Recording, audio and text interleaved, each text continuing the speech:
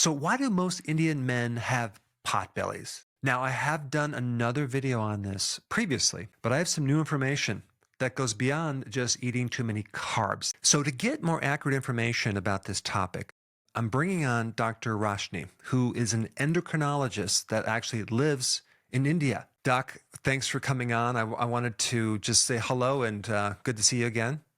Yes, thanks for having me, Dr. Eric. It's been great to connect and be in touch again.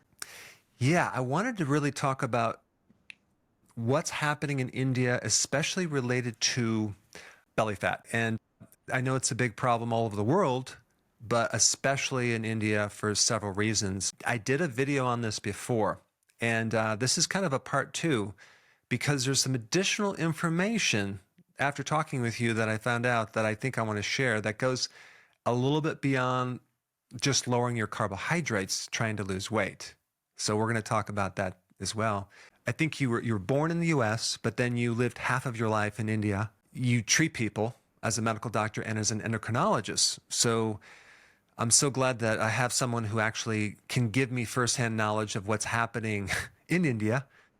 So can you just kind of give people an overview of the type of health problems that we're running into in India of having protruded bellies? Oh, yes, there's a lot we can cover there, Dr. Eric. It's actually no longer, type 2 diabetes is obviously something that comes into our world a lot as endocrinologists. We deal with, sure, PCOS, polycystic ovarian syndrome. We deal now with seeing younger and younger people getting sick from insulin resistance. Even people who shouldn't be getting insulin resistance, we think of someone with type 1 diabetes, we see them getting insulin resistance. So India is not immune to what the rest of the world is seeing. We have little children now. There are some states in India that have 1 in 3 children with high triglycerides and fatty liver already on sonography. And the protruding belly is hitting these young children right from when they're little. And it's part of it could be nature, part of it could be genetic tendency, but a lot of it, if you take it in the right way, is good news. It's environmental. It's something we have control over in terms of our lifestyle and our choices. But a lot of lifestyle changes are coming in where insulin resistance, protruding bellies, we're seeing it across the board. The diabetes metabolic crisis in India is exploding. We may not be the most obese country in the world, but we're up there in the top 5 in terms of maximum cases of type 2 diabetes as well as cardiometabolic, so early cardiac issues. I'm just dying to ask you this one question about that because, just to keep this really simple, I'm assuming that most people know this, but they might not. When you eat carbohydrates in excess amounts, it triggers a hormone called insulin. And then insulin is the hormone that not only stores fat, but it prevents you from burning fat. Okay. So that's what insulin is. But here's my question. When you went through medical school, then you studied endocrinology. When a doctor goes through this intensive medical training, especially on insulin, which is the main hormone, but somehow it gets kind of disconnected when you get into the carbohydrate triggering insulin. And I mean, it's just obvious when you step back now and look at it like, okay, so if you have too much fat, obviously you have too much insulin. But in medical school, I don't know tell me what happens when someone is taught that. And as far as an average medical doctor or an average endocrinologist, and somehow they don't connect the dots to lowering your carb. Oh, yes. Yeah, I had to look back to understand where did my basics of first year of medical school from biochemistry, where carbohydrate was the food group that triggers the maximum insulin response or the maximum insulin requirement. There was a disconnect from learning that in first year of medical school till the time we came to second year where we were studying pharmacology. Already there was a disconnect where we were memorizing the types of insulin, the NPH, the quick acting, the long acting, the newer molecules, how to prescribe them. And then in third year medical school, we went into internal medicine and we had Harrison's textbook, and it was very little time spent on the lifestyle aspect and much more time spent on the prescription aspect, whether it was the presence of pharmaceutical representatives in our clinics, funding or doing these little reminders of what to prescribe. There was very little time or energy in my medical school training for nutrition beyond the first year. And then MD medicine, internal medicine in the hospital, people who are sick and admitted, they're sick enough to be admitted to hospital. Really, the concept of doing lifestyle discussion or nutrition discussion wasn't really relevant in a way. It sounds bad, but here's somebody who's really sick. They're like, lying in a hospital bed getting hospital trays. It's not seeming like the right time to talk about nutrition or carbohydrates. They're eating what's on the plate. And then I went into fellowship to become an endocrinologist, an insulin specialist. Right. And I'm still prescribing medicine, but I've not had the training hands-on how to change nutrition. So this is mind-blowing because I went through pre-med, but I didn't go to medical school. I went to chiropractic college. There's just not enough time to really learn the information. I had to pass the test. I had to memorize and get on to the next test because there's so much information being crammed down our throats. But you don't have time to really go out and let me apply this theory and also how can we use this information practically? It's just not talked about. So I guess what you're saying is like you're taught this information, but then there's just a disconnect on the diet part or the food part. A big disconnect. Or the nutrition part. Yeah. I wouldn't say that doctors were getting hardcore or thorough nutrition training. I wouldn't say that. There must have been a point when you graduated, you're going out there just doing what you were taught. There must have been a shift. Can you tell us what happened at that point? Yes. So I noticed, when I was an endocrine fellow, that we as fellows in training would run around one side of the corridor, running into the patient rooms to do the consults and then talk to our senior doctors and get the sign off on the medication changes we wanted to make. And one of the prescriptions we would write along with the insulin or the medications for diabetes, for example, was go to this diabetes class. And I was like, well, that's interesting. There's a class and it's on the other side of this corridor. Luckily for me, it was on the same campus in the same building. And so as I was graduating, I got, permission to go and sit in on some of these classes by the diabetes educators because I was curious about the behavioral elements and what are they teaching over there that might be useful to my patient that I'm asking them to take up time and come again to take this educational course. So I was having a bit of FOMO, like I didn't want to miss out on what was being said. So that was my first exposure to the impact of nutrition. And, Dr. Berg, it's almost like a paradox. It's like I had blinders on because endocrinologists are the most trained doctors when it comes to treating people with type 1 diabetes. When I have to prescribe insulin for someone who's, right? And over there, we're taught insulin carbohydrate ratio, which means for how many grams of carbohydrate, how many grams of insulin am I trying to give this patient? And I teach the patient that is how much they need to be injected for that meal. And yet this knowledge stayed there and it didn't come out until much later when I was like, wait a minute, that's a secret formula. If I lower the carbs, I lower the insulin. It was right in front of my face. God. Okay.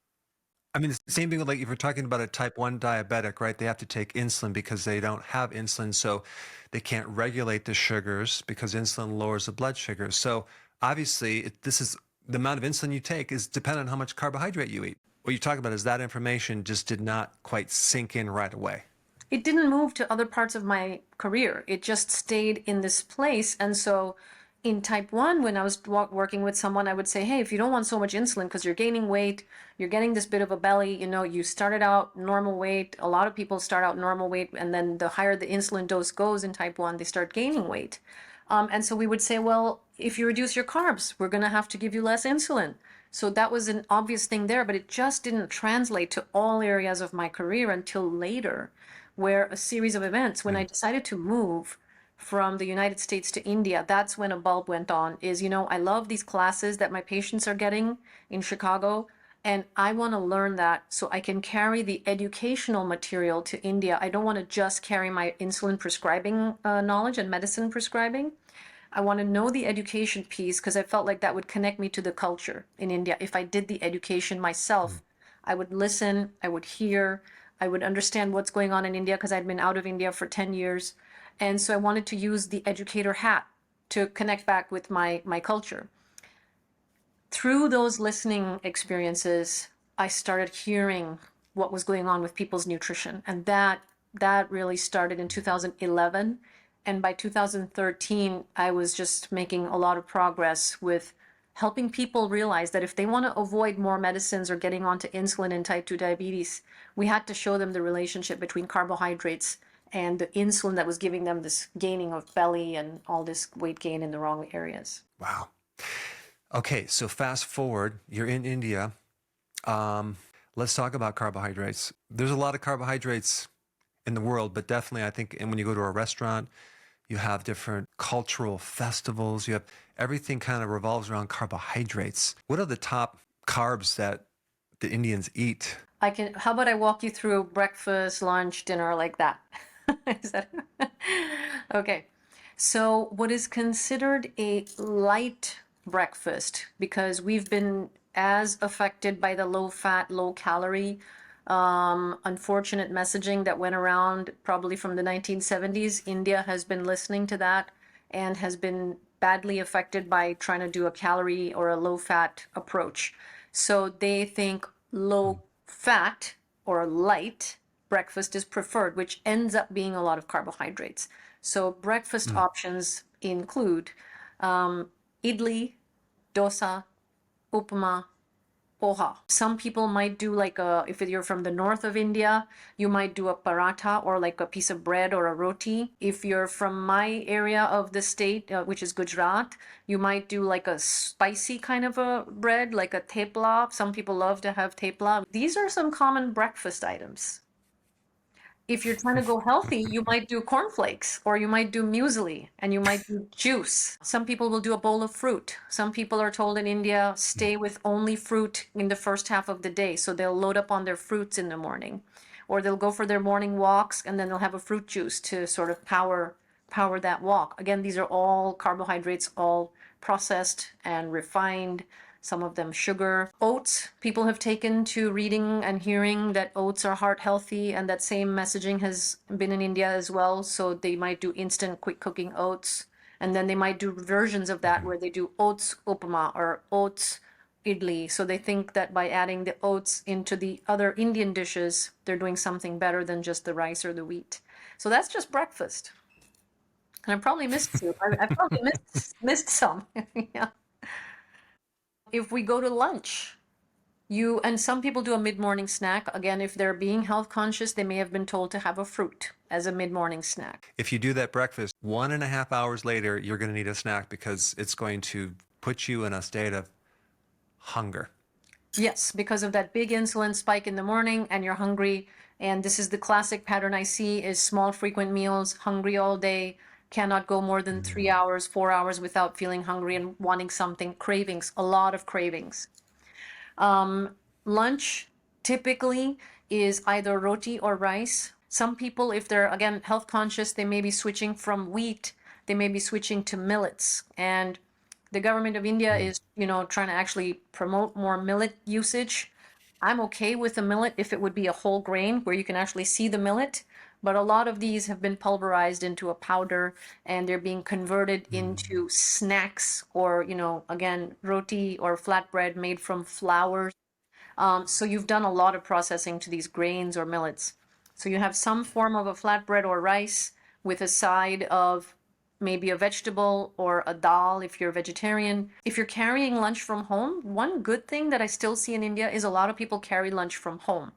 But we have a very hot climate. So someone who's cooking for you in the morning, or you're cooking your own lunch and carrying it in lunch, usually you don't want it to be something very liquidy or that's going to spill or leak or go bad. So it might be more on the dry side. So you end up not having a lot of protein in these lunches very commonly. If you're not careful, you'll end up being protein deficient at lunch as well. There's just basically maybe a grain or a processed grain and some vegetable. Maybe if you eat animal protein, you'll have a small amount of animal protein at lunch. And then is there a mid-afternoon snack? Oh, yeah. So again, this is where a lot of hunger pangs hit people. I give a survey to all of my patients when they come in, like an intake form, and so many people mark off that 5 o'clock is the worst, 4 o'clock is the worst. So we have a Yeah. chai culture in India where we love our chai. And so the afternoon or, mid-evening, early evening, 4 o'clock, 3 o'clock chai, a lot of people want to have some dry, crunchy, munchy snacks. Again, these may be light because they're fat-free and they're like baked and roasted and not versus fried. So people think it's good for you. This could be puffed rice, it could be millet flakes, millet chips, a lot of these crunchy, snacky things that people want. Maybe if you're trying to be healthy, you might do a fruit. And then for dinner, For dinner, again, not everybody prioritizes protein at dinner. Sometimes, if again, I'm a Gujarati, so I know them the most. Again, highly vegetarian by preference and by culture. So dinner, they don't want the sort of bread, like the flatbread and the vegetable and the dal combo. They want variety at night. So they might do a variation of a pizza or a pasta or a lasagna or a Mexican dish. I'm going to use some Indian words here because, this is for them, is like ragda patties, which is a lentil soup and potato fritters, you could call them. We're looking at a lot of carbohydrates. so if we take a look at a carbohydrate, I think there's a really big confusion on what a carbohydrate is because it's not just one thing. It's basically three things to keep it simple. You have fiber, that's a carbohydrate. You have sugar, which is a carbohydrate. But there's a third thing. If you deduct the fiber and the sugar, there's something else that's left. And this is what I think people don't even, they're not aware of what that is. And that would be a starch. And what is a starch? Starch is a bunch of sugar. It's more sugar. It's more hidden sugar, especially if the way that they process it around the world. So if we talk about how much sugar an actual person is consuming, it's a lot per day. But if we include the starches and we look at the percentage of calories of combined carbohydrates, and that's all the carbohydrates, we're looking at what is it, 60, 70, maybe even 80% or more of their calories are carbs, right? Unfortunately, yes. Especially if you're vegetarian and you've just not met someone who's educating you about lowering your carbs, your default Indian choices are going to be more than half carbs. Wow. How can someone start lowering their carb? Because obviously we need to reduce insulin to solve this problem. Live in India and actually do this and actually maintain a vegetarian lifestyle. We want to talk about that. There's a second problem that you've mentioned to me, what some of these foods do to our digestive system. Like we get a lot of bloating and it's going to make you look like you're pregnant. You're going to give you a pot belly. Do you see that in your practice? People coming in with distended stomachs? Every day, Dr. Berg, every day. And again, in that intake form, because I'm, internal medicine base always, and then an endocrinologist after. So I ask about all the organ systems because I want to look at you as a whole. So I'm asking about digestive symptoms, and we did a little analysis of our practice. And I was surprised that the topmost complaint people had when they came in was digestive complaints. And I was like, I'm not a gastroenterologist, but they're suffering from this. The good news was, even though they came in with the gas, the bloating, the distended belly, it would go in and out 2, 3 inches depending on what they ate. We've been able to sort of crack how to help them see that phenomenon change just by working on their food. The problem is, and I'm sure you probably see this, a lot of your patients are on antibiotics or PPIs, and it just gets worse and worse and worse. So then what happens is you get this overgrowth, right, of all this candida and stuff. And now we're in a situation where if they just eat a little bit of fiber, they're going to feel like there's a balloon in their stomach. A human or an animal or even an insect will continue to eat until they satisfy their protein requirements. So, do you see this in your practice? Every day, I see people, again, not satiated from their meals, wanting something more. Sometimes they describe this as cravings, sweet cravings. They somehow they want more sugar and sweet. And I suspect it's Hmm. because they've just not been nourished. They're still looking for that energy somehow. And protein should not be Yeah. used for energy, but there's something that's getting misinterpreted as wanting to seek out sugar. And when you're dealing with the high insulin that we talked about, adding more sugar just keeps you really stuck in this same vicious cycle. But I've been doing diet recalls for my patients and counting their nutrition since 2011 myself because I was, the educator for my patients since 2011.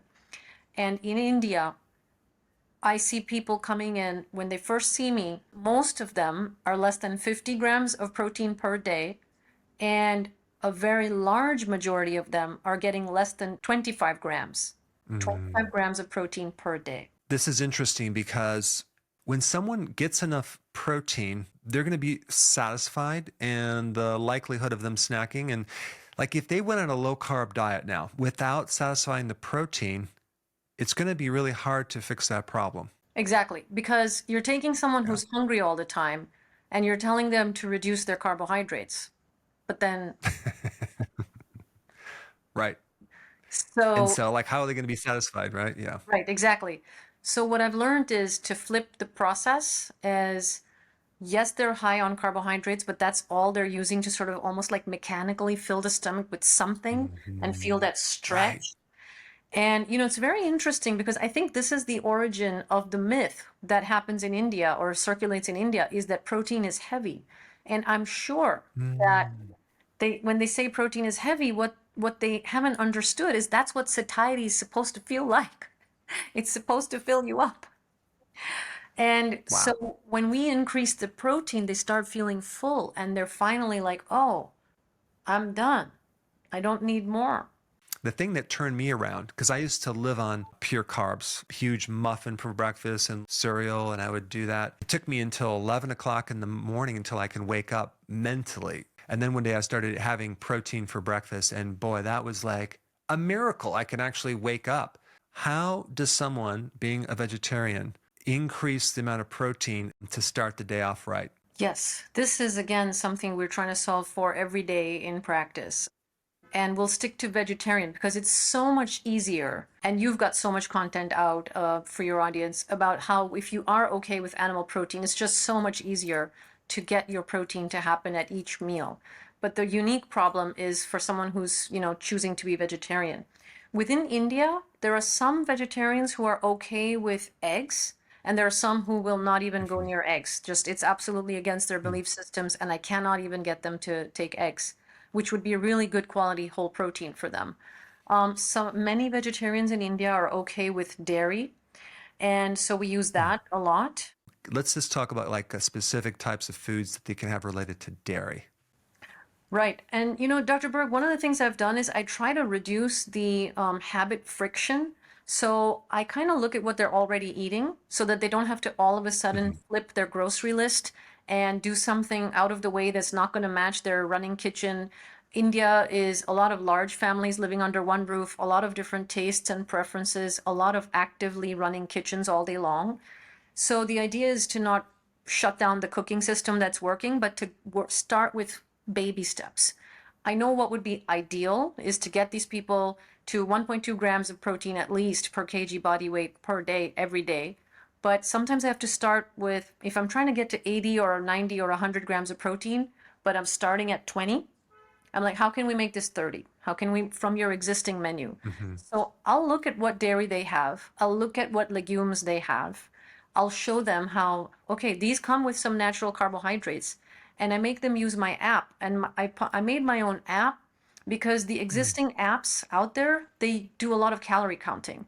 And as an endocrinologist, Mm. we want them to focus on carbs and proteins and the hormonal basis for why their belly's coming out and not the calorie way because just reducing calories just hasn't worked. And my app is populated with Indian foods and me and my team have counted out each food and we keep adding new things to the back end to show you your carbs and proteins. So we're like, put your foods in and you'll start to see where you are on your carbs for the day, where you are on the proteins for the day. Let's see if you can start dialing your existing proteins up. So that means if you took legumes, double them. If you took these carbs, can you have them? And that's like the easiest way for me to get them started.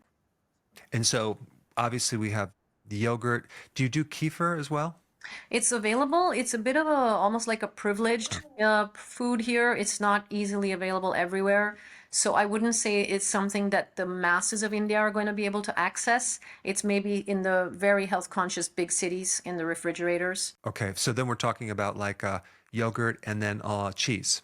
Yes, they'll do milk, they'll do yogurt, they do homemade Indian paneer cheese, which is like the fresh, you split the milk, curdle the milk, and you get this fresh paneer. I can get by with a meal with and do just fine with cheese. So cheese, I do a lot of cheese in my diet, and that's a really good protein source too because the when you have cheese that is fermented, it eats up a lot of the milk sugar. Then sure, you can sneak in some nuts and seeds and nut butters, but if you're pure vegetarian, I know we're not going to reach 1.2 grams per kilo body weight without adding a protein Yeah. supplement, you know? And people will Okay. say, you know, oh, you should avoid powders and you should avoid processed food, and I agree. But in a world where we're not touching animal protein, you're touching processed carbohydrates anyway. You're touching flours. You're touching packaged, you know, shelf stable things that are just not fresh. They're like instant eat. There's no cooking required. If we're going to choose processed, maybe this is the one vice is to take a protein supplement. And from all of those, whey is really not that processed if you think about it. It's just dehydrated liquid Mm. from when you split the milk out and get the solids out. The liquid is the whey. So that would be the least processed. It's actually a complete protein as well. So I think that's a great thing to do. So let's say a person wanted to get a good amount of their protein from whey. I guess it would list it on the label how much they would need, but I don't know if you have any simple ways that would they. Yeah, so one scoop gives you the typical way the packaging comes here. One scoop gives you about 25 grams. And so the way I ask Okay. people to do the math here is if I've given them a target of 1.2, let's take a 60 kilogram person. We're aiming for 70 to 75 grams. I usually go on the higher end of estimating for them because they're plant-based, it's vegetarian. I know the availability of these is a bit on the lower side. 1.2, and then I'll just like throw in an extra 5 or 10 just to make an easy number. So 75. So 75, I can divide that easily 25, 25, 25, breakfast, lunch, and dinner. Might be that you need the whey protein scoop if you find that when you do your math for the day is you know what you're going to eat. You know you're going to have some legumes and some lentils. You know you're going to have some paneer, some soft fresh cheese. You do the math, or some people have started plugging it into my app as they plan the day is, oh, that's going to get me to 40. So I'm short by 30 or 35. So then they'll do a scoop or a scoop and a half of the protein shake. By starting with the protein, you're going to start being satisfied. If someone's willing to do eggs, how many eggs? Because some people are concerned about cholesterol, right? So why don't you mention that point? Yeah, I mean, there are days, Dr. Berg, that I eat 8 or 10 eggs a day. If I haven't thought about what to eat or what to make or cook, I'm like, you know what, it's just easier. Let me just do the eggs, right? And Yeah. there's been no real link that dietary cholesterol raises the bad cholesterol. This is a myth that even the American Heart Association has come out and backed off from saying. It was sort of bad information told to us in the 70s and it just really stuck. So I have to reassure them is it's not the eggs that we're going to worry about. We're going to look at other things to make sure you're healthy from a cardiac standpoint. Oh, that's great. Now, in India, do they have a lot of, let's say, tofu, things like that? Is that an option or no? It is. Again, I would say that it's an acquired taste in India. Tofu versus paneer, it's texturally different. The flavor is different. I love tofu because of the profile it has in terms of carbs and proteins. So we have a lot of tofu in our house. It's also one of those things that if you're using non-GMO soybeans, can be expensive. So if you're finding there are Indian made, and India actually produces quite a bit of soybeans. And colleague of mine Hmm. told me that India does non-GMO soybeans. And so if you can get local Hmm. Indian made tofu, it's picking up in popularity now. So you're getting tempeh now in India as well. And the Indians are really into their spice. So you get ready to eat tempeh that's been flavored and seasoned with like Indian spice profiles so that they can hide the taste of the tempeh because that's a bit funky to get used to. So the big cities do Right. have tofu and tempeh. So let's roll right into digestive problems. I know one of the great things about India is the spices. And you have turmeric, for example, that help with bloating, help with digestion. And so that probably offsets some of the things. I know even in America, when you go to an Indian restaurant, they will give you some spices after. Of course, it's coated in sugar, but you're consuming spices to kind of help some with the bloating. Is there a common spice that Indians use after they eat? Every Hmm. kitchen starts with turmeric. Every meal has turmeric. Every day there's turmeric. Every day. But we still have digestive problems. We have cumin in almost everyday cooking. There's a small community within India that won't touch onions and garlic. They have religious beliefs around that. You did mention about the antibiotics and PPIs. The good and bad about India is these things are available over the counter. So people, Wow. yeah, people self-prescribe, self-prescribe. Wow. I think what's happening, especially that you just told me that information, if someone has taken an antibiotic sometime in their life, now you're going to limit the microbes that are going to help you digest. And so over time, now you can't digest this. Now you're getting gas from that. And then those microbes need to be replaced. Another thing that we want to talk about is like fermented foods. Are there fermented foods in India? Yes.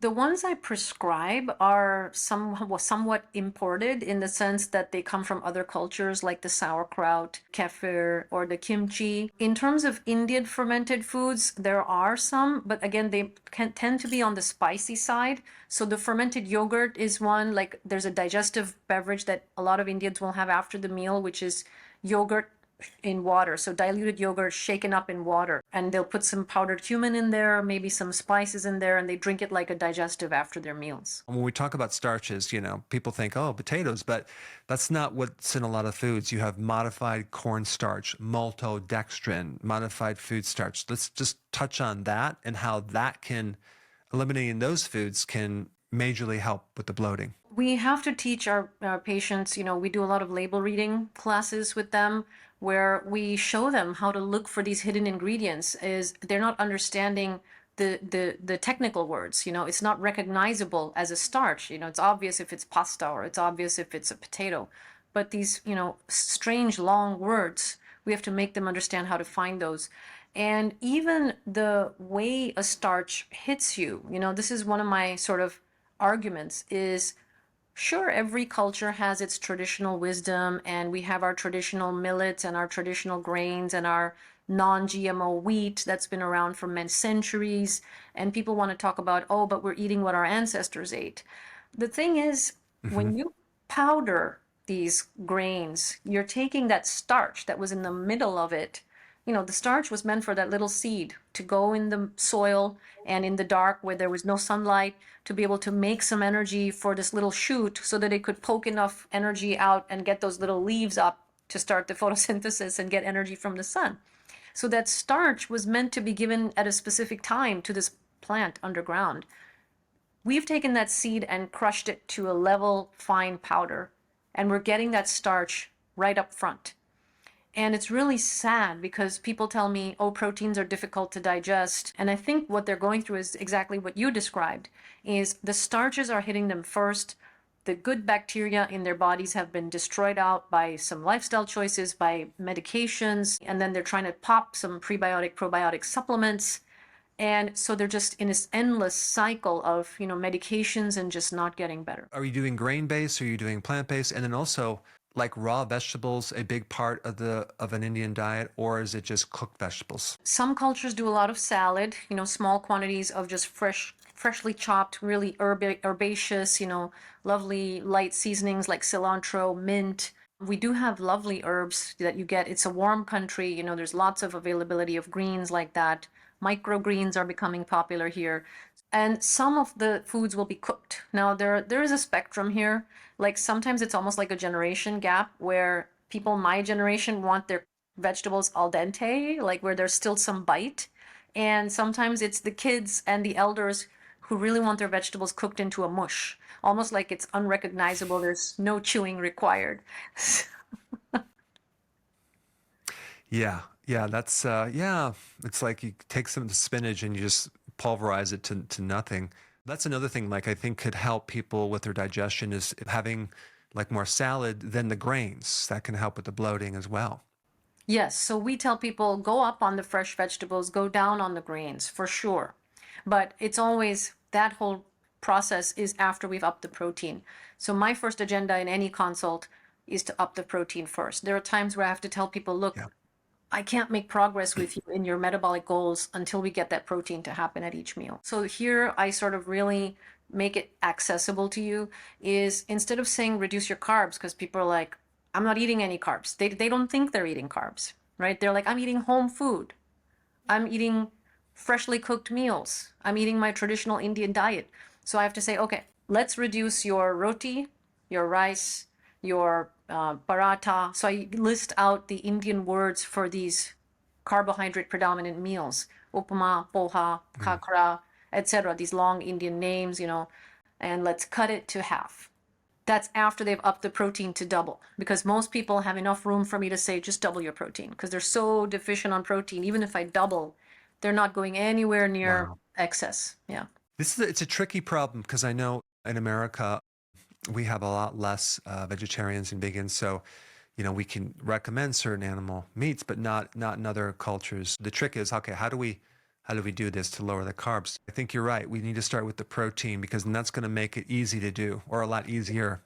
It's going to be much harder. So I always do the protein conversation first. So I'm not taking a hungry person who's full with the 2 rotis or the 1.5 cups of rice. Let's say they're eating 2 chapatis or rotis, breads, flatbreads, or, you know, 2 cups of rice. Let's just make a number. They're eating 1 cup of vegetables and they're eating 1 cup of legumes, lentil soup, dal. I will say, can you cut the roti and the rice to 50%? And can you double the vegetables and the dal? 2 cups of those and 2 cups of those. Can you do that? And they'll be like, I'll be so full. I was like, you want that, right? You don't want to be hungry all day. So when we do the increase in the vegetables and the proteins, they themselves are able to then self taper the carbs. And in India, again, more and more people are getting exposed to the idea of wearing a CGM, a continuous glucose monitor, which is a little wearable chip. It's a device you can wear for 2 weeks. And when they wear that, they can see what happens with their carbohydrate intake, how their glucose levels are spiking. And then we have them run the experiment to see, you had 2 servings of this grain, your glucose spiked up. Tomorrow, I want Wow, you to try and, that's a great teaching tool. right? And why don't you cut that grain to 50% and then tomorrow see what happens? Then it's not them taking my word for it, it's them and their body having a Hmm. conversation. This is amazing. So, for those of you that need to work with a very competent physician, I want to put your link down below where they can get a hold of you and they can learn more about your website and your program, because there's so many people out there that are on medications that need assistance, that this is a new thing for them. And I know that you have several programs, amazing book as well, that I'm getting through right now. I'm halfway through it, which is filled with just gold information. So I'm Thank going to you. put those links down below. But it's been a pleasure discussing these topics, and I think there's a lot of great ideas for people to start implementing on a regular basis. And I think if people could just try this, they're going to find that it's going to work for them. I'm just so glad to talk to a medical doctor, especially an endocrinologist that is primarily focused on someone's food, because that's very rare. Yes, yes. Today we talked all about food, and it's the first step. It's definitely the first step to helping the body do its thing. Yeah, exactly. Thanks so much, Doc. I really appreciate your time. Thank you, Dr. Berg.